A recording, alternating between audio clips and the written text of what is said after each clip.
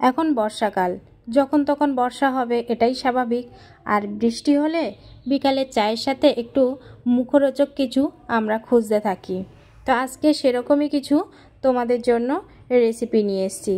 বিকালে চায়ের সাথে চায়ের আড্ডায় এই রেসিপি কিন্তু অসাধারণ লাগবে। কতটা মুচমুচে হয়েছে তা তোমরা নিজেরাই দেখে নাও। আওয়াজটা শুনছো কেমন মুচমুচে হয়েছে? দেখো, শুধু আওয়াজটা শোনো। আমার মতো বিকালে চায়ের সাথেও পকোড়াটা এনজয় করতে পারো, কিংবা এমনিতে মুড়ি দিয়েও খেতে পারো।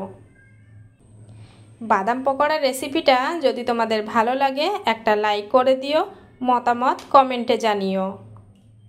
চ্যানেলটা সাবস্ক্রাইব করা না থাকলে অবশ্যই চ্যানেলটা সাবস্ক্রাইব করে দিও, তাহলে যখনই কোনো আমি রেসিপি ছাড়বো তখন সবার আগে তোমাদের কাছে নোটিফিকেশান পৌঁছে যাবে।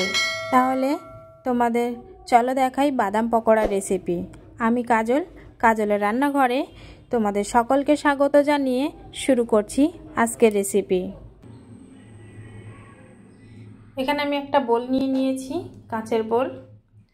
তোমরা যে কোনো বাটি নিয়ে নিতে পারো, সমস্যা নেই। আমার কাছে কাঁচের বাটি আছে তাই আমি নিলাম। আর এটা দেখো, আমার কাছে ভাজা বাদাম ছিল, এটা কিন্তু কাঁচা বাদাম দিয়েও বানানো যায়। তো আমি ভাজা বাদামটা দিয়েই আজকে বাদাম পকোড়া করে দেখাবো। তো এতটা বাদাম ছিল এখানে, দেখো এই বাটিটার হাফ বাটি মতো, আমি পুরোটা এখানে নিয়ে নিচ্ছি। এবার আমি বেসন নিয়ে নিচ্ছি। আমি চায়ের চামচটা দিয়ে বেসন নিচ্ছি।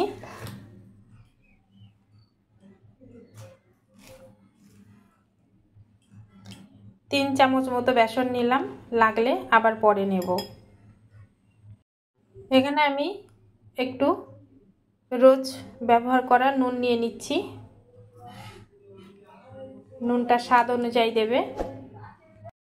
এবার আমি চাট মশলা নিয়ে নিলাম 1.5 চা চামচ মতো। এখানে আমি কাশ্মীরি রেড চিলি পাউডারটা নিলাম সামান্য একটু। একটা কাঁচা লঙ্কা আমি একটু থেতো করে নিয়েছি, তোমরা বাটা দিতে পারো, কিংবা কাঁচা লঙ্কাটা স্কিপ করে লাল লঙ্কা ঝাল যেটা হয় সেটার গুঁড়ো দিতে পারো। আমি কাঁচা লঙ্কা দিলাম থেতো করে। এবার দেখো, হাফ পাতি লেবু আমি চিপে দিলাম। পুরো রসটাই এভাবে চিপে দিয়ে দেবে।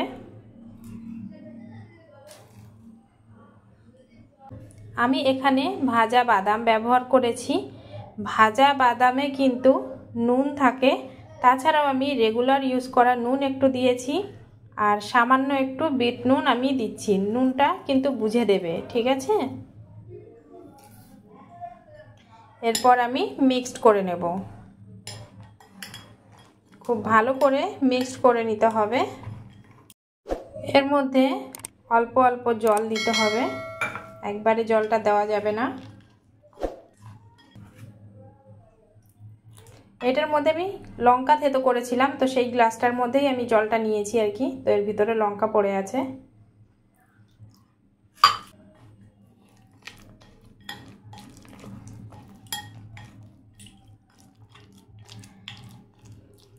তো দেখতে পাচ্ছ কত সুন্দর একটা মাখা মাখা মতো হয়েছে।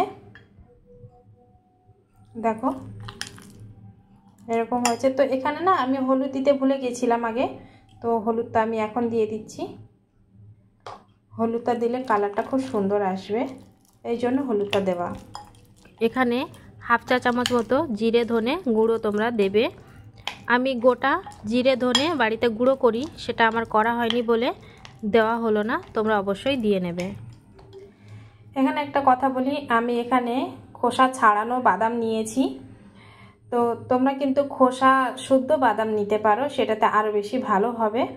এটাতেও ভালো হবে, এটাতে মানে খোসাটা নেই তো সেই কারণে বলছি। তো তোমরা কাঁচা বাদামও ব্যবহার করতে পারো, এখানে কাঁচা বাদাম ব্যবহার করা যেতে পারে। আমার কাছে ভাজা বাদাম ছিল তাই আমি ভাজা বাদাম নিয়েছি, খোসা ছাড়ানো বাদাম ছিল তাই নিয়েছি। কিন্তু তোমরা এখানে খোসা শুদ্ধ বাদাম ব্যবহার করতে পারবে, প্লাস কাঁচা বাদাম ব্যবহার করতে পারবে। এবার চলো পরের স্টেপে। এখানে আমি তেল বসিয়ে দিয়েছি কড়াইতে, আর তেল কিন্তু গরম হয়ে গেছে। এরপরে আমি সেই বেসন মিশানো বাদামগুলোকে একটা একটা করে হাত দিয়ে ছেড়ে দেব।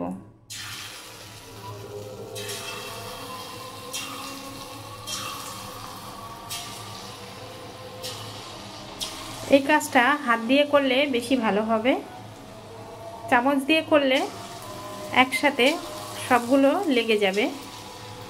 তো এই কারণে তোমরা হাত দিয়ে এরকম দিলে সবথেকে ভালো হবে। বেশ কিছুটা বাদাম আমি একটা একটা করে হাত দিয়ে এভাবে ছেড়ে দিয়েছি। এগুলোকে এবার উল্টে পাল্টে ভাজতে হবে। আঁচের ফ্লেমটা কিন্তু আমি বেশি বাড়াইনি, দেখতেই পাচ্ছ আমি কম করে রেখেছি, মিডিয়াম করে রেখেছি, আর এভাবেই ভেজে নেব। এখনো এগুলো আছে, তো এগুলো আমি একইভাবে তেলের মধ্যে একটা একটা করে ভেজে নেব। একটা ছাঁকনি দিয়ে আমি এগুলোকে উল্টে দেব। একটু বেশ কড়া করে মুচমুচে করে ভাজবে, বেশ রং ধরার মতো, মানে বেশ লালচে লালচে রং ধরবে সেই পর্যন্ত সুন্দর করে মুচমুচে করে ভেজে নিতে হবে। আমি উল্টে দিলাম, এটা একটা স্টেপ দিলাম। তো এই পকোড়াগুলো দেখো ভালো করে ভাজা হয়ে গেছে। আমি এবার পকোড়াগুলোকে ছাঁকনি দিয়ে তুলে নেব। ভালো করে তেল ঝরিয়ে নিতে হবে।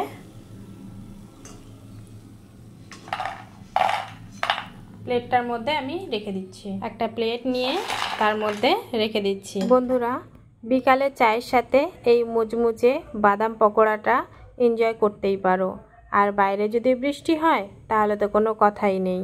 আমার এই বাদাম পকোড়ার রেসিপি যদি ভালো লাগে একটা লাইক, কমেন্ট, শেয়ার, সাবস্ক্রাইব করে যাবার অনুরোধ রইল।